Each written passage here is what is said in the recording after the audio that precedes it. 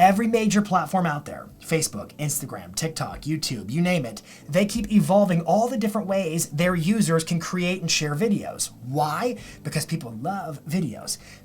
Correction, people love watching videos. The thing is, people don't love making videos. I know so many agents who know they should be producing videos because, let's be candid, there's not a medium, there's not a format available that has the ability to connect with an audience quite like video. They know they should make videos, but they don't because they have these common points of resistance. They say things like, I don't like the way I look. I don't like how I sound on video. What if what I have to say is really dumb or doesn't really connect with people? I'm not really operationalized for this. I don't know how to do this. I can't be consistent at it. They come up with all these lousy excuses for why they don't want to do videos, when the real excuse that I'm hearing the whole time is, it's all about me, Jason. And because I don't like how I look or how I sound, or if I don't sound super smart or brilliant, it's all about me. I'm simply going to withhold the videos and not produce them. But the thing is, this is a business where it's not about you. This is a service business. It's all about your customer. And the challenge with video is they're not right in front of you.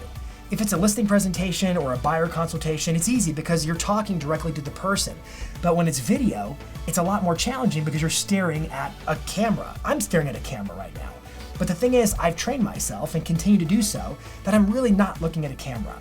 I'm really imagining agents I know, clients of mine, friends and connections across the social space. I'm imagining an audience because that helps me connect.